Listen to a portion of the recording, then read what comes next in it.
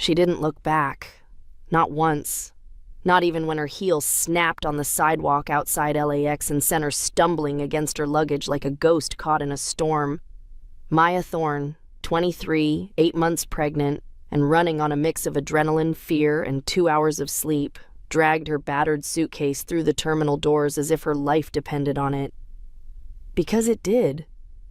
The air inside the airport was a sharp contrast to the cool California dusk she'd left behind. Sterile, bright, loud. It buzzed with flight delays, intercom announcements, the screech of roller bags on tile, and the chaotic scent of thousands of lives all moving in different directions. But all Maya could smell was danger. It lingered on her skin, no matter how many times she'd scrubbed. It clung to her like sweat. It whispered behind her ears and made her glance over her shoulder even when she knew no one was there. Not yet. Her fingers gripped the frayed handle of her duffel tighter. Her eyes scanned the crowd like prey searching for open escape routes. It had taken everything she had, every tip from every overnight diner shift, every under-the-table gig in every nameless motel town from Arizona to Bakersfield, to buy this one ticket, one flight, one chance, one shot at freedom, and she was already cutting it too close. She stopped near the security line, her breathing short, tight. Her belly shifted. The baby kicked, hard this time, high under her ribs, like it knew the storm wasn't over. Her hand dropped to her stomach without thinking, rubbing small circles. "You okay, sweetheart?" a TSA agent asked without looking up. She didn't answer. Because no, she wasn't. She hadn't been okay since she found out what her pack planned to do. Since the whispers became evidence. Since she overheard her alpha, her own father, agree to sell her unborn child to a collector. Rare bloodline Omega pups went for millions. And if she hadn't heard it with her own ears, she never would have believed it. Never would have run. Never would have stolen that safe house address from the back of the church kitchen bulletin board and disappeared with nothing but a toothbrush and a burner phone. But she had. And now she was here. Alone. Exhausted. And praying this flight to Chicago would be her fresh start. She stepped up to the check-in kiosk, hands shaking. Her fake ID scanned with a soft beep. Name, M. Torres. Not Thorne, not anymore. The machine blinked, then flickered. Her boarding pass printed with a low mechanical whine. Seat, 2A, first class. That wasn't right. She'd booked the cheapest economy seat they had. Middle row, non-refundable, no meals. She stared at the paper like it had made a mistake. But the name was hers. The flight number was right. The time matched. Maybe the universe finally owed her a break. Or maybe fate had sharper teeth than she thought. She didn't have time to question it.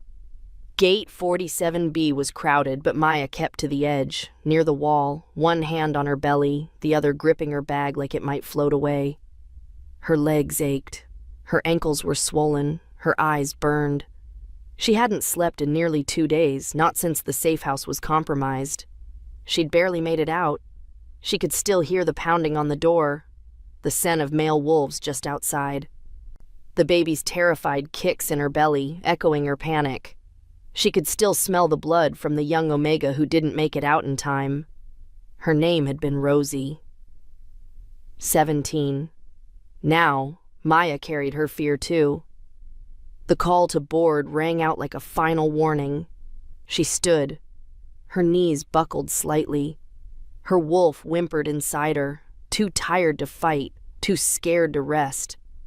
Every nerve in her body was frayed to a thread. She walked down the jet bridge like she was walking into her own funeral. But instead of a casket, there was a wide leather seat waiting for her. 2A, first class. She slid in, heart hammering. She barely noticed the stewardess helping her tuck her bag overhead, didn't even notice when the cabin door shut. But she noticed him. The man who took the seat beside her without a word. He was tall, broad-shouldered, clean-cut. Designer suit, charcoal gray, no tie. The kind of face that could grace a magazine but wouldn't because it looked too dangerous to sell watches. An alpha. His scent hit her like a fist to the chest. Cedar. Whiskey. Power. Her wolf stirred. Awake. Aware. Her body tensed on instinct. Her baby shifted low in her womb. Her heartbeat doubled. He didn't even glance at her. Just took out a tablet, nodded once to the attendant, and crossed one leg like a man used to having the world bend around him. But Maya couldn't move. Couldn't breathe.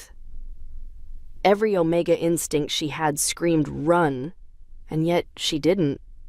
Because something deeper, buried in her bones, whispered, "Safe." It made no sense. It terrified her. She turned toward the window, teeth clenched, trying not to cry. Not now. Not in front of him. Not with her whole life riding on this flight. She closed her eyes. Just for a second. Just long enough to blink. The turbulence barely rocked the plane. But the ache in her neck told her she'd been asleep longer than a moment. Her cheek was pressed against something warm, firm, breathing. She sat up slowly and realized she'd fallen asleep on his shoulder, and he'd let her, not just let her. His head was slightly tilted toward hers, as if he'd leaned in, as if he'd been guarding her while she slept. His scent was stronger now. It clung to her skin, inhaled in her dreams, tangled around her mating gland like silk and steel. The itch behind her ear, deep, low, hormonal and instinctive, started to burn. Her throat tightened. She reached up slowly, touched the spot just beneath her jaw. Wet. Her fingers came away with the faintest shimmer of scent mark. No. Her heart stopped, but the captain's voice came on before she could speak. "Welcome to New York. Local time is 10:34 p.m. Weather, clear skies. Temperature, 65 degrees. She turned toward him, wide-eyed. This was supposed to land in Chicago." He didn't look surprised, didn't flinch. Instead, he finally met her gaze. Voice smooth, calm, dangerous. There was a change in plans. And then he smiled, not warm, not cruel, just like he'd known exactly how she looked when she slept, like he'd waited for this moment, for her. Tap that subscribe button, turn on notifications, and tell me in the comments, where in the world are you watching from? Your story is just getting started. She didn't move. Not yet. Not when the plane rolled down the runway. Not when the wheels kissed the ground in New York. And definitely not when the man beside her, the alpha she somehow mated with in her sleep, unbuckled his belt and stood without a word. He offered her his hand. Just like that. Like they'd known each other forever. Like her life wasn't falling apart one impossible heartbeat at a time. She stared at his outstretched palm, then up at him. His expression gave nothing away. Clean lines, chiseled jaw, cold eyes the color of burnt gold, alpha eyes. He didn't repeat himself, didn't pressure, just waited. Maya ignored his hand, stood on her own. Her legs ached from the flight. Her back screamed. But the burn behind her ear, that was new. That was terrifying. She followed the slow shuffle of passengers into the jet bridge, her pulse thrumming behind her ribs. Her throat was dry. Her skin itched. The air felt different, heavier, scent-saturated. She couldn't not smell him now. His scent was everywhere. On her, in her clothes, in her lungs. It wrapped around her like heat after a cold night. And her wolf, traitorous thing that it was, liked it. That was the worst part. Because her brain, her soul, didn't trust him at all. The terminal was quiet. JFK at nearly 11 at night wasn't dead, but it wasn't buzzing either. And yet somehow everyone moved aside for him. He didn't walk fast. He didn't say anything. but no one got in his way. It was like the air bent around him, and her, tethered half a step behind, couldn't tell if she was a guest or a prisoner. They passed baggage claim. "I need my bag," she muttered, trying to step off toward Carousel 4. He didn't stop walking. "Your bag is already in the car." She froze. "How?" He finally turned to look at her, calm, measured. "You fell asleep. I made sure you'd be taken care of." No. Maya backed up a step, her heart tripping. "You don't get to... God, you don't even know me!" "You were flying into a trap." His voice was steady, but there was a warning in it. "Chicago was crawling with bounty contracts. You were being delivered." Her lips parted. "What?" "Your pack set you up. You weren't escaping. You were being handed over. If I hadn't rerouted the plane..." "You rerouted the plane?" Her voice rose. How the hell did you even know who I was?" The Alpha didn't blink. "I smelled you." The words landed like thunder in her chest. She stared. "You tracked me? From where?" "Seattle," he said. 3 weeks ago. Pike Place. You brushed past me in a crowd. I knew right then." She stepped back. "That's psychotic." He tilted his head slightly. Not offended, just patient. "I tried to find you. You vanished, but your scent..." He inhaled faintly, like he was fighting instinct. "It stayed with me. Then I heard rumors of an Omega on the run. Pregnant, marked for sale. It didn't take much to connect the dots." Maya shook her head slowly. "So you..." "What? Bought me a ticket and waited to trap me?" "I saved you," he corrected. But it didn't feel like saving. It felt like her choices were being erased again, like control was slipping through her fingers. She wrapped an arm around her belly protectively. "I didn't ask to be marked," she whispered. "No." His jaw tightened. "You didn't." For the first time, there was something behind his voice. "Regret?" "I didn't mean for that to happen," he said. "You leaned into me. You were asleep. Your gland was exposed." It was instinct. "Instinct?" She stared at him, trembling. "You bit me." "I didn't bite you." His voice sharpened. "There was no breach, no claiming. But the scenting, yes, it happened. Our bond was already forming." Maya turned away, chest heaving. "Take me to the nearest hotel. I don't care how expensive. I'll pay you back. I'll vanish. You'll never see me again." "I can't do that." "Why not?" she snapped. "Because they'll find you within hours." "And that's your problem?" He didn't answer, but she saw it in his eyes. The thing he hadn't said. It was his problem now. The car was a sleek black SUV waiting by a private exit. Maya didn't remember walking there. Her body moved, but her mind was reeling.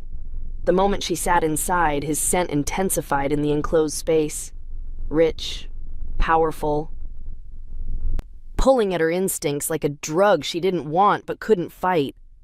Her pulse slowed. Her thoughts fogged. The mating pull was real, and it wasn't fair. She was supposed to have freedom. She was supposed to land in Chicago, find a shelter, disappear again.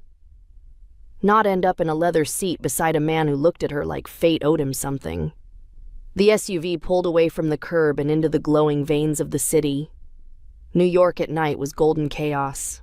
Honking taxis, blurred headlights, buildings that scraped the sky. It felt like another planet. Kieran Wolf, Alpha, CEO, and absolute mystery, sat beside her in silence, phone on mute, gaze out the window. She watched his reflection in the glass. He didn't look smug. He looked haunted, as if this bond surprised him too, as if he wasn't just trying to protect her, but maybe, just maybe, trying to save himself. The elevator doors opened with a sound too soft for the tension curling in Maya's spine. She stepped out slowly, gripping the railing as her feet touched marble so smooth it gleamed like glass. The hallway was silent. Not quiet. Silent. Every sound swallowed by the weight of the place. Luxury had a way of making her feel smaller than she already was. Walls painted in warm neutrals. Artwork she didn't recognize but knew cost more than her entire existence. Hidden lighting glowed from the ceiling edges. The air smelled clean, expensive, like cedar, citrus, and something she was beginning to associate with him. Kieran Wolf. She didn't speak. Neither did he. He walked a step ahead, his presence filling the space without trying, calm, composed. Dangerous in a way that didn't need to raise its voice. When he stopped at the end of the corridor, a keypad blinked beside the penthouse door. He typed in a code. It opened with a soft click. He stepped aside, waiting. Maya hesitated on the threshold. The scent hit her first. Stronger inside, unmistakably his. It wrapped around her, prickling her skin and stirring something low in her chest. Her wolf reacted before she could. Not fear, recognition. She walked in. The penthouse was surreal, not gaudy, not gold-plated and overdone like she'd expected from someone that powerful. It was quiet, minimal, soft wood and steel.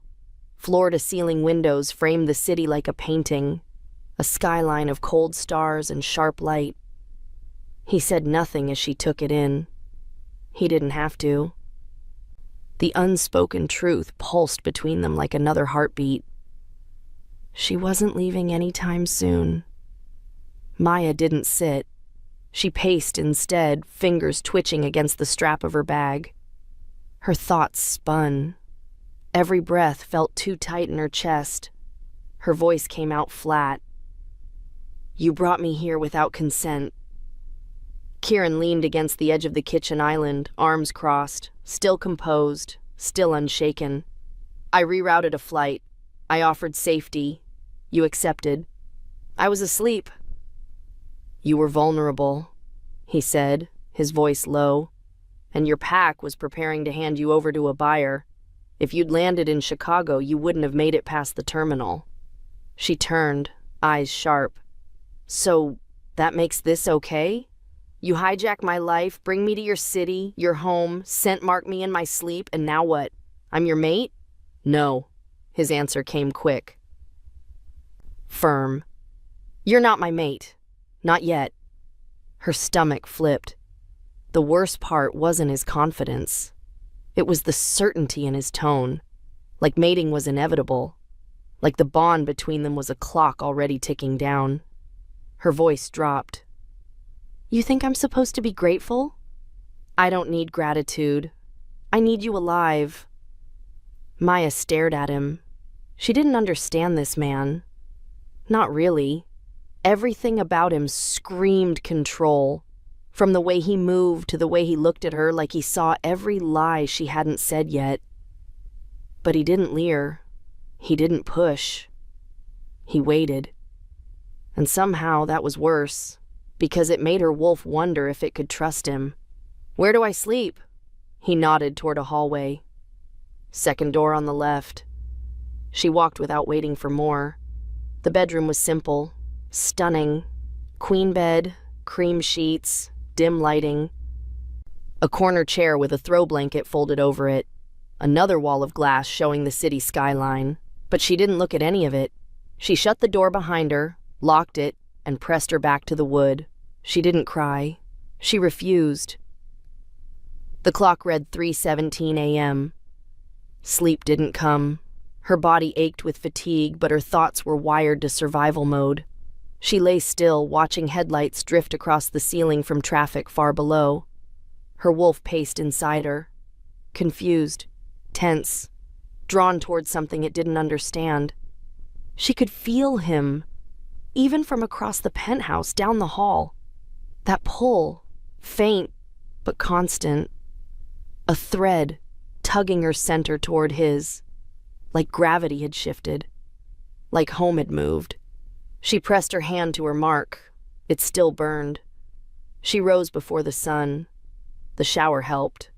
A little. The mirror didn't. Her face was pale, eyes dark, hair frizzed and wild. Her belly felt heavier than it had yesterday. She hated how safe the water felt, how comfortable the room was. It made her feel like she was settling in, like she'd given in. She dressed in the only clean shirt she had left, oversized and stretching thin at the curve of her stomach, and padded barefoot into the hall. The penthouse was quiet, dimly lit. She followed the soft hum of a stovetop. Kieran stood in the kitchen, flipping eggs onto a plate. A second place already set. He looked up as she entered. His eyes scanned her, slow, deliberate. Not rude, not possessive, just attentive. Maya didn't say anything, but her stomach growled. His mouth twitched, almost a smile. He slid the plate toward the empty seat. She didn't sit. She looked at him, voice low. "I want to leave when the baby's born." He paused, then nodded once. "You'll be free to go?" Her eyes narrowed. "You won't try to stop me?" "No." "But?" His gaze met hers. "You'll be bonded by then." Her chest tightened. His voice was even. "That bond will make it hard." She stepped closer, just enough to smell him, just enough to feel the pull hum between them again. "I didn't ask for this." "I know." They stood there in the silence, in the tension, in the space where a future neither of them wanted had already begun to root. Maya looked at the breakfast again, still warm, still waiting. She sat and ate. She didn't speak for most of the morning. Kieran didn't push. He moved through the penthouse like a man used to silence, but not uncomfortable with it. Every motion was deliberate, measured, the kind of calm you couldn't fake. The kind that made you forget how dangerous he really was, until you looked at his eyes. There was something underneath. Caged, tired, uncompromising. By noon, Maya had memorized the layout of the space. There were no visible locks, no guards, no weapons on display. But she knew a controlled space when she saw one. The freedom here was polished, but not real. When he finally spoke, it wasn't a question. "There's someone you need to meet." Maya looked up from the cup of tea she hadn't touched. Her eyes narrowed. "I'm not some guest you can parade." "She's not here for that," he said. "She runs a sanctuary. I fund it." She frowned. "Sanctuary?" "For Omegas, survivors." The word hit her wrong, too heavy, too close to the truth. "You think I'm a survivor?" "I know what your pack did, what they planned." Her breath caught. "You know nothing about my pack." "I know Marcus Thorne sold 3 Omegas to buyers in the last year, all underage, all missing." The cup hit the table too hard. Liquid sloshed. Her hands shook. He continued. "I know your heat was induced at 17. I know you were confined after your first cycle. I know they used suppressants until your pregnancy made them useless." She stood. "Stop." His eyes met hers. "I know everything I need to protect you." Maya's heart raced. Her wolf trembled beneath her skin, not in fear, in memory, in rage, in violation. "How do you know all this?" He paused, then, "Because my sister was one of them." The silence cracked open like a wound. He turned slightly, bracing a hand on the edge of the counter. "Anna Wolf, 19, unbonded Omega. She vanished 2 years ago after a visit to a friend in Sacramento. I found her name on a manifest 3 months later, an underground network. They moved her through 3 cities in 5 weeks. She died before I could reach her." Maya felt her knees weaken, but she didn't sit. "She was your..." Twin. His voice didn't crack, but the tension in his shoulders changed, set harder. She wasn't weak. She was smart, careful. She never would have trusted someone unless she had to. Maya stared at the floor. Her hands were fists at her sides. Why are you telling me this? Because I made a promise. He looked at her again, and this time there was no veneer, no cold executive mask, just grief, old, deep, controlled only by force of will. I told her, if anything happened, I'd burn down every pack that took a girl against her will. I didn't know your name, but I saw your photo in a surveillance grab outside a safe house 2 weeks ago. You were already marked for pickup. Same network, same buyer code. Her stomach twisted. Denver, she whispered. He nodded once. They were going to take you the moment you stepped off the plane. Maya sat down slowly, heart hammering. Her baby shifted inside her, as if sensing the weight in the air. And now? She asked, voice barely audible. They'll come looking. The buyer won't stop until someone delivers you. She didn't speak again until late afternoon. The city outside had shifted to silver and gold. The clouds parted, casting long shadows across the skyline. She stood at the window, one hand over her stomach. He was never going to be a father, she said quietly. The babies. He was chosen, assigned. He wasn't kind, but he was alpha, and that made him valuable. She exhaled slowly. I thought maybe if I agreed they'd leave me alone after. But then I got pregnant, and I realized it wasn't about me. It was never about me. He didn't interrupt. They wanted the child, a bloodline to sell, pure Omega-born. The price tripled when the test confirmed it. Her voice trembled, but she didn't cry. I left that night, took a flash drive I found in my father's study. It had names, transactions, safe house lists. Probably what got the others killed. Kieran's jaw tightened. You have it? She nodded. Hidden. Where? She turned, and for the first time since stepping into the penthouse, her eyes didn't flinch when they met his. I'll tell you when I know I'm not just another promise. Dinner was quiet. He cooked. She sat. Neither said much, but the silence was different now. Not cold, not hostile, wary, fragile, real. He handed her a plate and walked away, letting her eat in peace. Maya didn't trust it. Not completely. But her wolf was beginning to settle.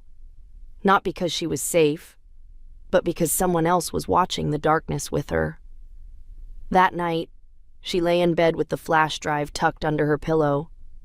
Her hand rested over the growing curve of her stomach.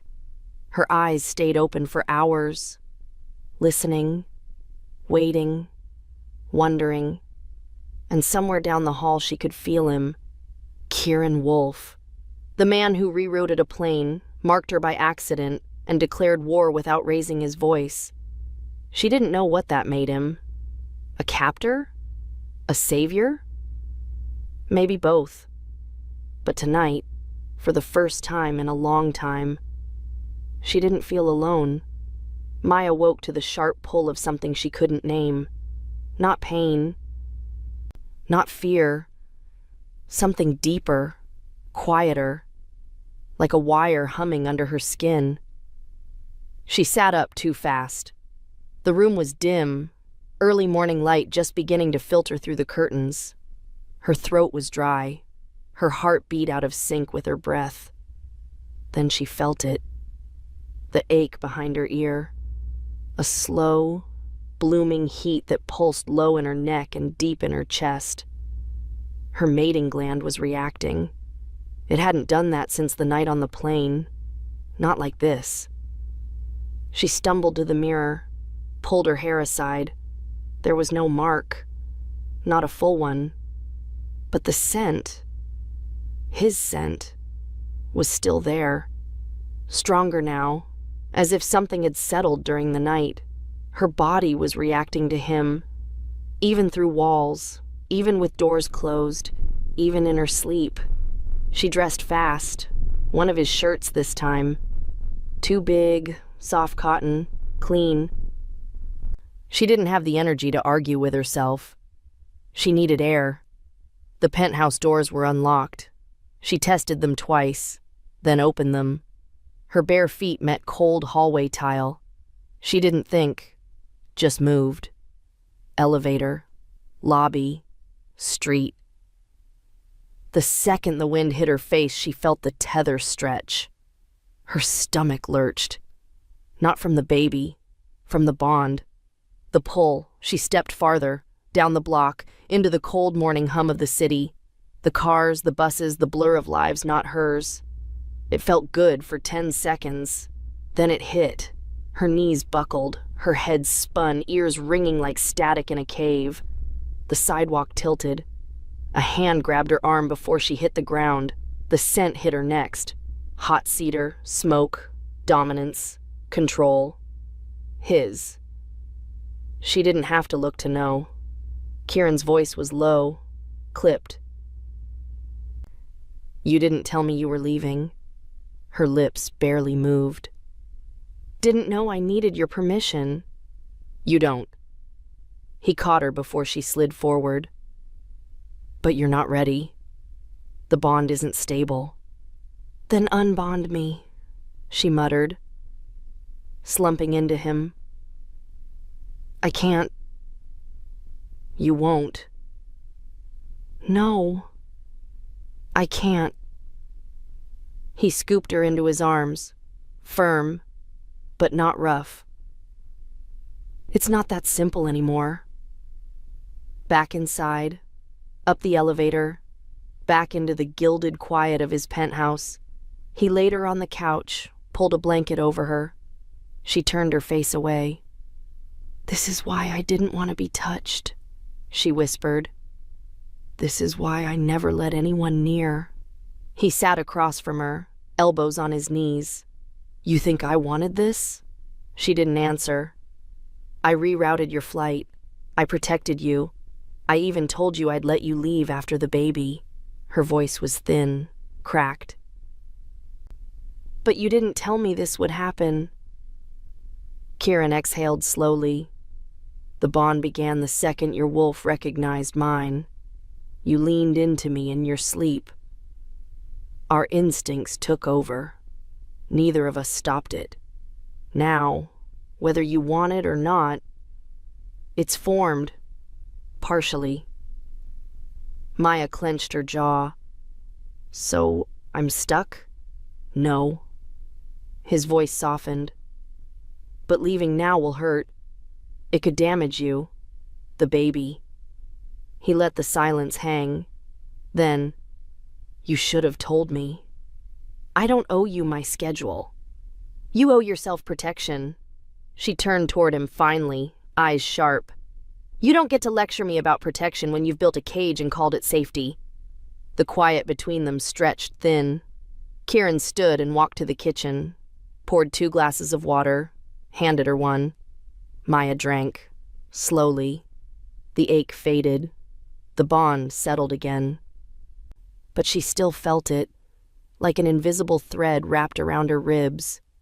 She hated it. She hated how much her body wanted to be close to him. She hated that he hadn't even kissed her, hadn't done anything truly wrong.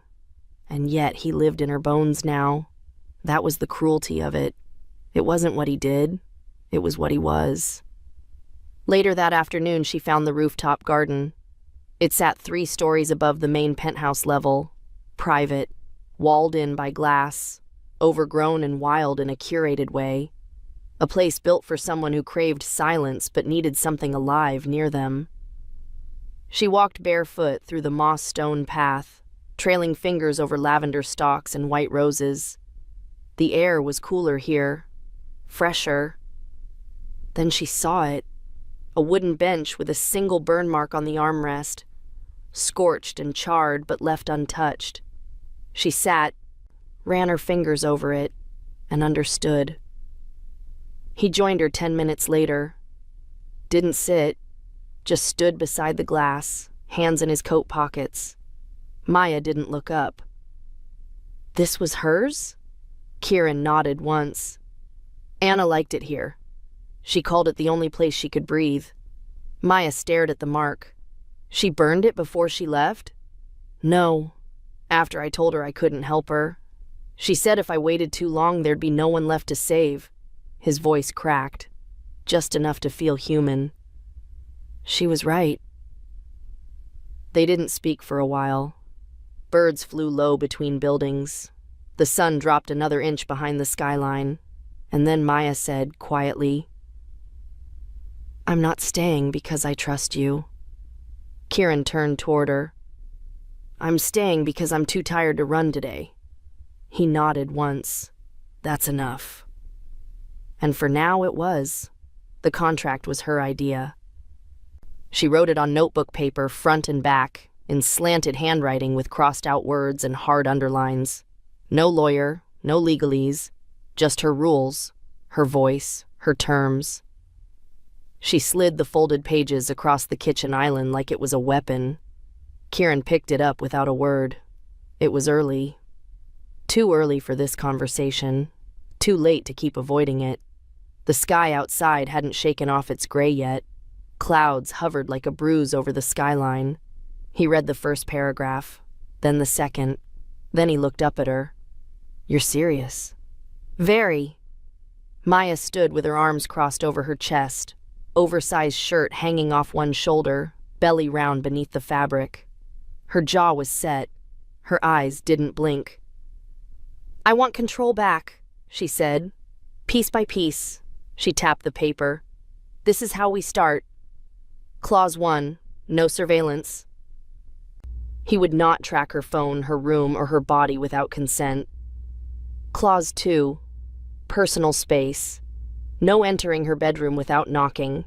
No touching unless invited. No scenting, marking, or other bonding behavior unless explicitly agreed upon. Clause 3, emergency protocol. If a threat occurred, she agreed to temporary protective restrictions. Temporary. Not permanent control masquerading as safety. Clause 4, exit plan. After childbirth, if she wanted to leave, she would be free to go. No binding, no coercion, no mate claim unless mutual. Clause 5, no lying. Not to her, not for her. He set the pages down slowly. That's all? For now. She waited, tense. Part of her expected him to push back, to tell her she didn't understand what she was asking, but Kieran just nodded, accepted. Just like that. No ego. No alpha posturing. No contract red lines. You're not going to argue? He looked at her calmly.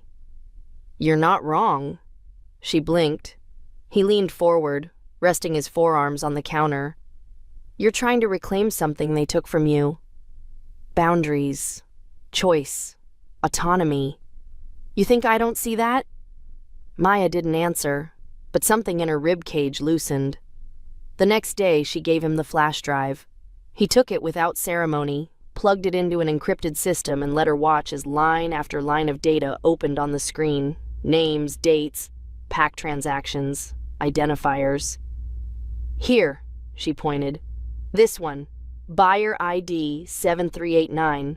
That's who they picked for me. A collector. Likes rare blood omegas. That's the phrase they used. Kieran's jaw tightened. He didn't speak for a long moment. Then, that ID came up in my sister's file. Her stomach twisted. The weight of it pressed down on both of them. This wasn't just about her anymore, or even the baby. It was about legacy, about rot buried deep in the structure of their world. She looked at the screen, then at him. What now? His voice was cold steel. Now we burn them all. They spent hours building a list, cross-referencing locations, marking names that had aliases, mapping routes and funding trails. Every few entries, Kieran would pause, scroll back, double-check. He didn't move like a CEO.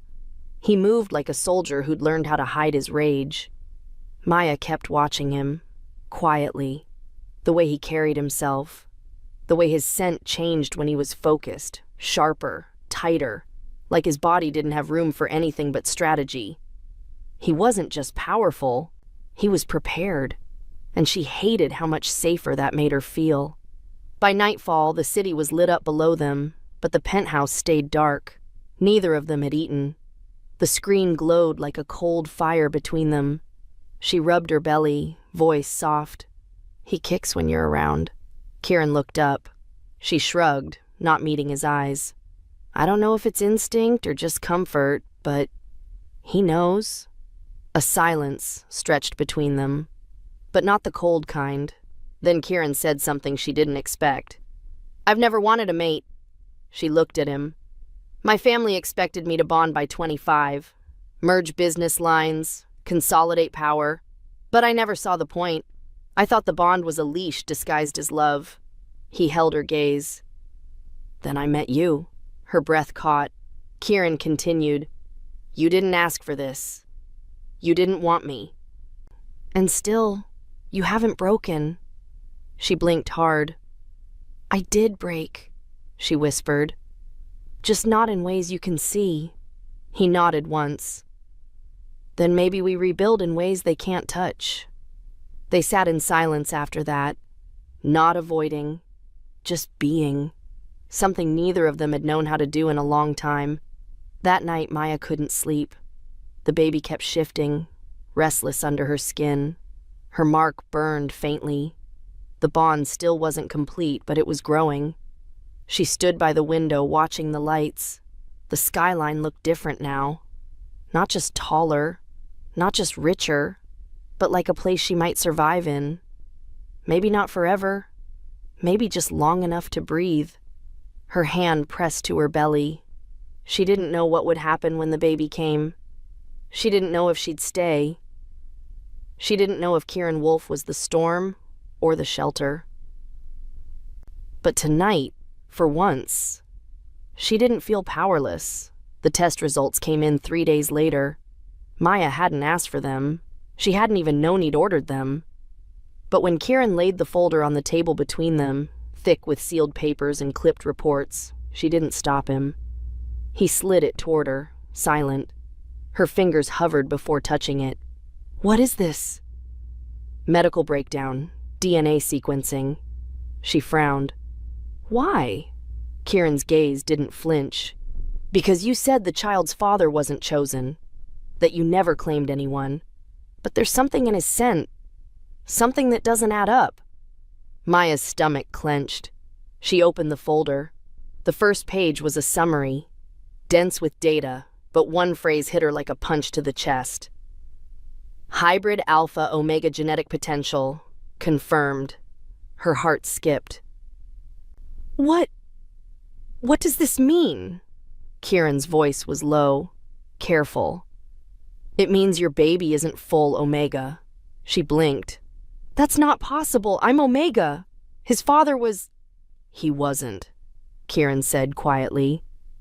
"Not fully." Maya's breath caught. She flipped to the next page. Names, gene markers, lineages cross-referenced. The name Catherine Lorne appeared. The girl who died in custody, one of Anna's friends, one of the safe house runners. Maya remembered her, barely.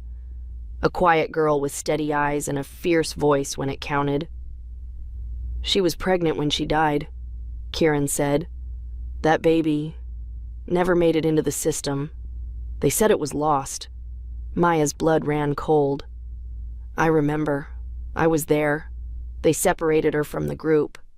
She said someone took her newborn and got her out, but she never came back." Kieran nodded. "She passed the child to a handler. Unmarked, untraceable. But before she died, she left a message. Said if anything happened, the baby would end up in the Ashwood Pack's custody. Hidden among approved Omega lineages." Maya's voice broke. "You think—" Kieran turned the page to the final result. Aryan subject, maternal link, Maya Thorne, Paternal markers. Trace lineage connected to Alpha variant, Catherine Lorne. The words blurred. Maya's throat tightened. Her legs wouldn't move. So, I'm not his biological mother. Kieran shook his head. You are. You carried him, bonded him, protected him. But genetically, you're not his origin. She felt like the floor was tilting. Everything she thought she knew, the man who was chosen for her, the child they said was valuable, the reason they kept her breathing, it was all a lie. They weren't grooming her for power. They were hiding something big, something dangerous. Her baby wasn't a pawn, he was a threat. Kieran knelt beside her chair, his voice didn't try to soothe. It was steady, solid. They used you as a vessel. That's why they didn't mark you. Why they never officially claimed you. You were a surrogate, a cover. Maya covered her face with her hands. Her breath came hard, shallow. And I didn't even know. They didn't want you to. If you hadn't escaped, they would have taken him from you the second he was born. Her eyes met his. What would they do to him now? Kieran's jaw clenched. If the network finds out who he really is, they'll tear the world apart to control him. Half alpha, born of the wrong bloodlines, hidden in plain sight. They won't see a child, they'll see a weapon. Maya stood, staggering back from the table. I need to leave. I can't stay here. If they know I'm here. They don't, he said. Not yet. She paced, hands shaking. We have to move. Hide him. I'll disappear. I've done it before. You don't need to run again. I do. Her voice cracked. They'll come, and you're not going to die for us. He stepped in front of her, took her face gently between his hands. I'm not afraid of dying, Maya. I'm afraid of losing him, of losing you. She froze, not because of the words, but the way he said them. No grand declaration, no dramatic pitch, just truth. Quiet, solid, unbreakable, like steel behind a velvet glove. Later, she sat alone in the garden. The flash drive sat beside her. The sun was low and gray behind the clouds, shadows slipping through the ivy-covered walls like ghosts. She held her belly, now heavy, tight. The baby kicked, strong and rhythmic. Not a normal pulse, a calling. She felt it, deeper than instinct. This child wasn't born to be claimed. He was born to change something, maybe everything. Kieran found her hours later. She didn't look at him as he sat down beside her. What happens now? She asked. He was quiet for a long moment. Then, we expose the network, the entire thing, the council ties, the buyers, the handlers. I have files they don't know I kept. She turned toward him. If we do that, we paint a target on him. We already did, he said. The second you stepped off that plane. She exhaled. The cold air stung her lungs. And us? He looked at her then.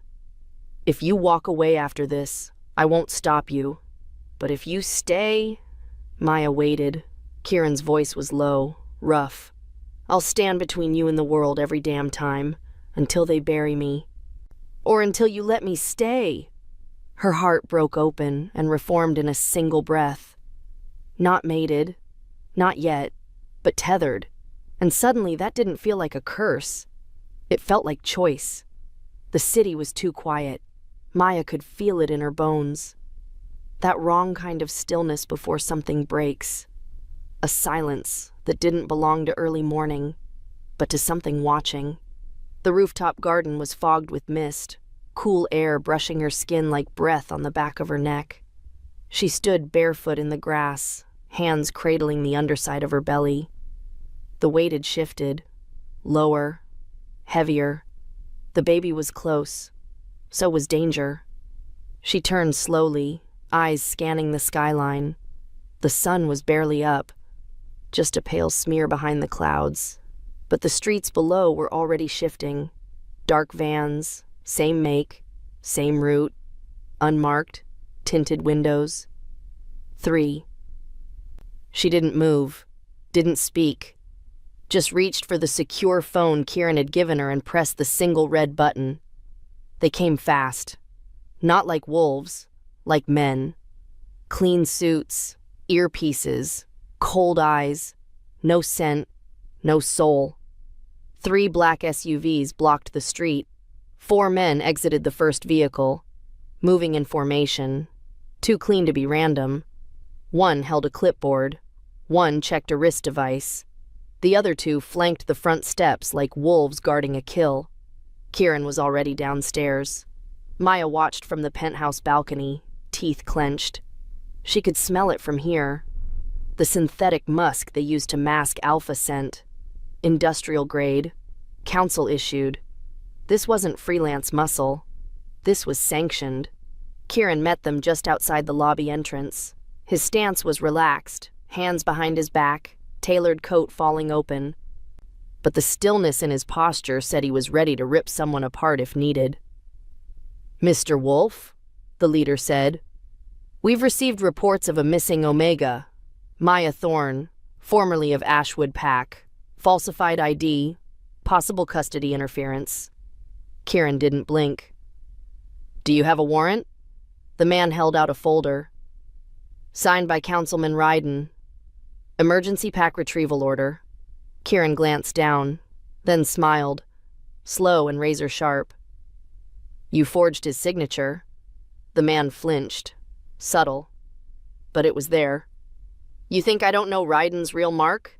His signature slants left, yours slants right." A pause. The men behind the speaker shifted, uncertain. Kieran stepped forward, low voice turning lethal. "You have 10 seconds to leave before I release the footage of your buyer meetings from 2 months ago, including audio of the bid placed on a pregnant Omega from Ashwood. That bid was made under your voice print." The silence cracked like ice under pressure. Kieran didn't raise his voice. He didn't have to. "I can send the file to the entire council, or just your wife." The speaker took a slow step back, then another. Without a word, he turned. The SUVs pulled away seconds later. Maya was waiting in the hallway when Kieran came back upstairs. Her voice was flat. "That wasn't pack business. That was council-sanctioned." He nodded. "They've already sold the contract. Someone else owns the rights to the child." Her pulse pounded in her ears. "So they won't stop. No." Maya's hands shook, but her voice didn't. "Then I don't want to hide anymore." They gathered in the command room Kieran kept hidden behind a false wall in his office. A sleek, high-security space full of digital maps, data grids, live surveillance feeds. Maya had only seen it once before. Now, it felt like the war room it was meant to be. Elena joined them, along with Dr. Hayes and Vincent, Kieran's inner circle. All of them trusted. All of them former targets. Maya stood in front of the projection screen, no longer small, no longer quiet. "This is no longer about me," she said. "It's about the next Omega, the next child born without choice, the next girl trained to see her body as currency." She looked at Kieran. "I'm ready to go public." He nodded once. "We have the files, the council signatures, the buyer logs. If we leak them, we burn every network across 4 major territories. But once it's out there, I become the face of it." "Yes." Maya didn't hesitate. "Then let them see me." That night, the announcement hit every major secure channel across the supernatural world.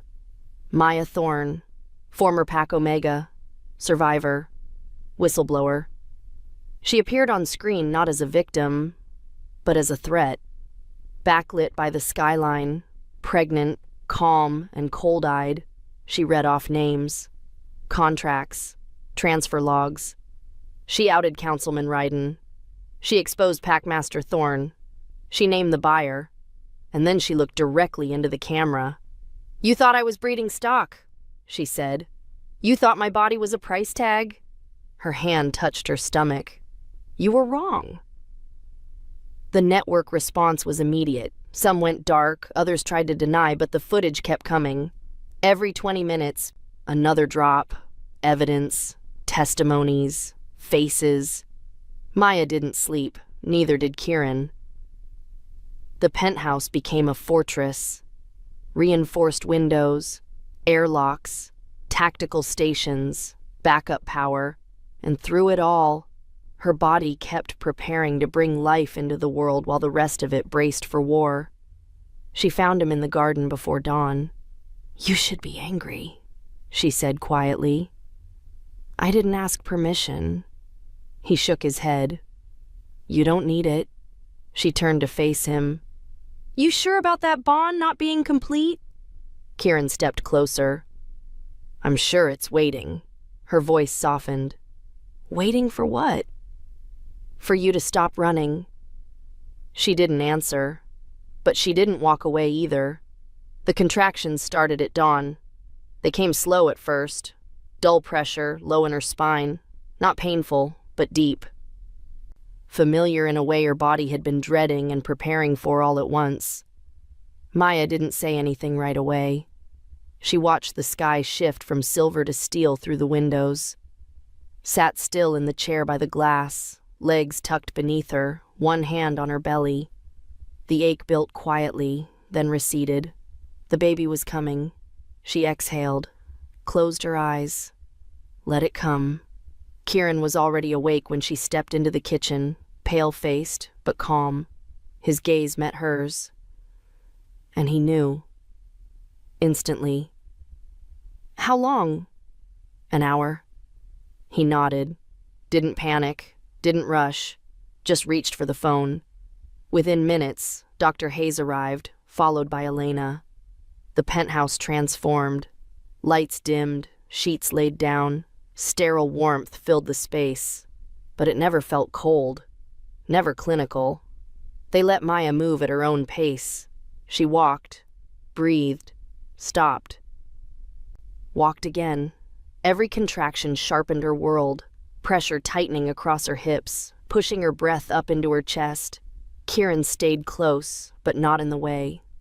Present, still. Quiet power in a storm of pain. When her knees buckled, he caught her. When her sweat broke, he wiped her brow. He never looked afraid. Not of blood. Not of pain. Not of her. Hours passed like minutes. Then the pain crested. High, crashing, unbearable. Maya gritted her teeth, growled through it. Dr. Hayes gave instructions in a calm, steady voice, but Maya barely heard. Everything narrowed to instinct.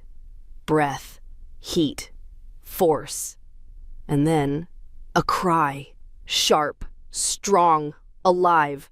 Maya collapsed back against the pillows, gasping, her whole body trembling. Kieran stood beside her, still, wide-eyed. The baby's scream filled the room. No one spoke. Then Dr. Hayes laid him on her chest, and the world cracked open. He was perfect, small, warm, covered in blood and strength. He didn't stop crying until Maya whispered to him, voice raw, lips pressed to his head. I've got you. I've got you. I've got you. The moment her scent touched his skin, he stilled, his tiny hand curled against her collarbone. Their bond, real, ancient, primal, sealed with that first breath shared between mother and child. Kieran leaned in, not to touch, just to look. And for the first time since she met him, Maya saw something break in him. Not fear, not fury, awe. He dropped to his knees beside the bed, eyes on the baby, one hand gripping the edge of the sheets like he needed something to anchor him. I didn't know, he whispered. I didn't know it would feel like this. Maya looked at him, really looked, and in that moment something clicked. Not instinct, not wolf bonding, but choice.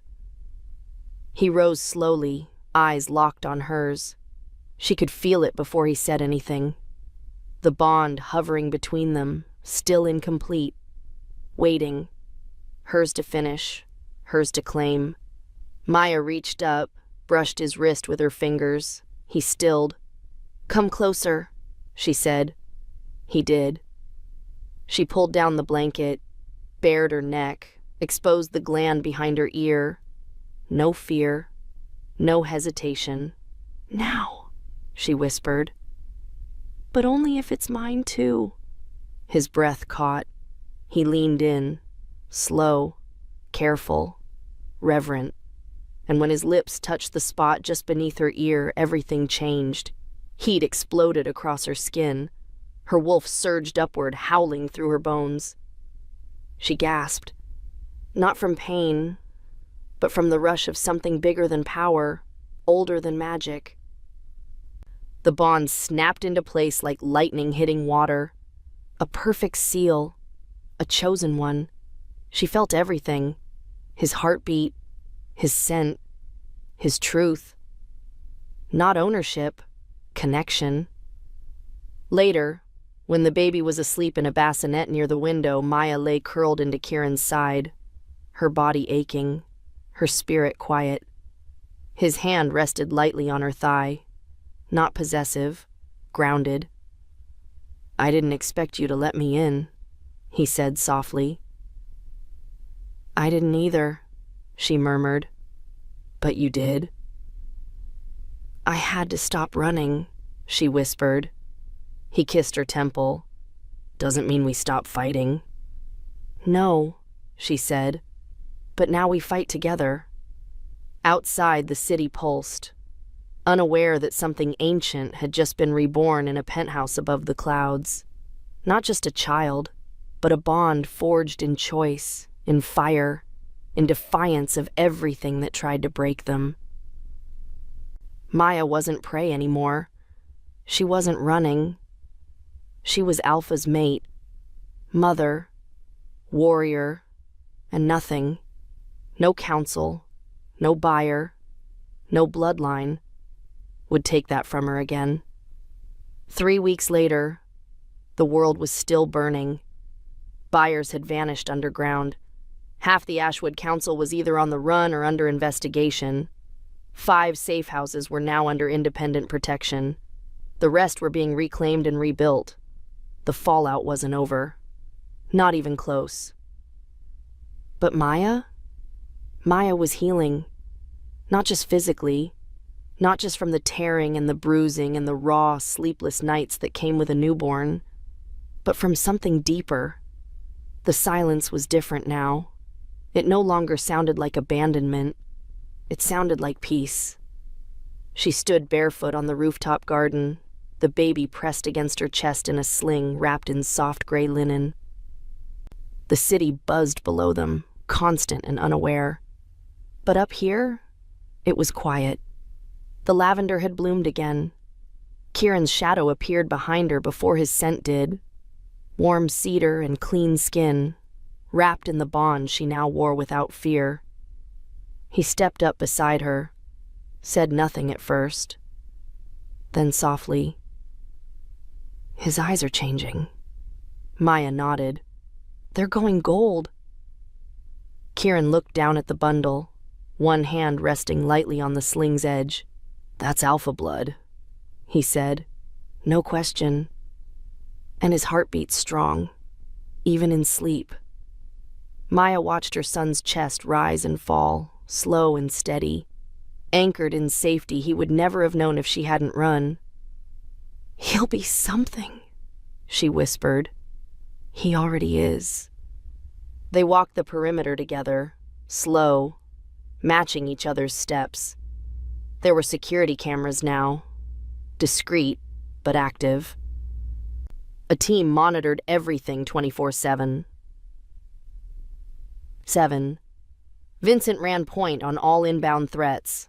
Elena had taken over coordination for sanctuary placements. And Maya? She was working on her own blueprint. 3 more cities want to pilot the program, she said. Kieran raised an eyebrow. Sanctuaries? She nodded. But not just shelters, safe exits, systems to pull Omegas out before they get branded, before they disappear. He smiled at her, but not the soft kind, the proud kind. You're building a rebellion. I'm building a life. Inside the penthouse, the walls had changed. Less glass, more warmth, a bassinet in the corner, a thick rug where their son could eventually crawl. Shelves now filled with books Maya picked herself, not because they matched the space, but because they belonged to her. There was a crib in the nursery, but most nights, he slept on Kieran's chest. Maya would wake and find them curled together in the glow of the nightlight, both breathing in sync. Sometimes she just watched, not because she didn't trust it, but because she still couldn't believe it. That afternoon, she met with Dr. Hayes in the lower wing, an unofficial consult. "How are you feeling?" the doctor asked, scanning her chart. "Sore? Stretched?" Dr. Hayes smiled. "Emotionally?" Maya hesitated, then nodded. "More than I expected, but I'm not afraid." She meant it. That terror she used to carry, like barbed wire under her skin, it was gone now. Not because the threats had vanished, but because she wasn't alone anymore. She was claimed, not owned, but chosen, and she had chosen back. Later that night, they lay in bed, the baby finally asleep, his tiny fists curled under his chin, wrapped in his scent and hers and Kieran's, the three of them, a unit no one had expected. "I used to think power was the ability to walk away," Maya murmured. Kieran looked over at her, arm behind his head. "And now? Now, I think real power is choosing who you stay for." He reached over, brushed her cheek with the back of his hand. "You stayed. You gave me a reason to." She shifted, resting her head on his chest, just above the slow beat of his heart. "I still don't like how we met," she said quietly. "Me neither. I still don't know if I trust fate." "Good," he said. "Fate's a bastard." She laughed into his skin, soft and warm, and he said, "But I trust you." The next morning, she found something on the balcony table. A small envelope. Inside, 2 documents. One was a passport, fresh, her name listed as Maya Wolf. The other, an official document from the Supernatural Council records. It had her son's name. No pack affiliation, no breeder classification. Status, freeborn. She held it with both hands, chest tight. Kieran stepped out behind her, quiet. "I pulled favors," he said. "And I burned a few bridges." She turned, eyes shining. "You gave him back his future." "I gave him yours." They named him Rowan. Not because of any lineage or prophecy, but because the rowan tree survives through fire and cold, its roots twisting through stone, always reaching for light. Just like her. Just like them. The story didn't end there. There would be more battles, more corruption to burn, more wolves to unchain. But for now, they were here. Together. 3 hearts, 1 bond, and finally, home.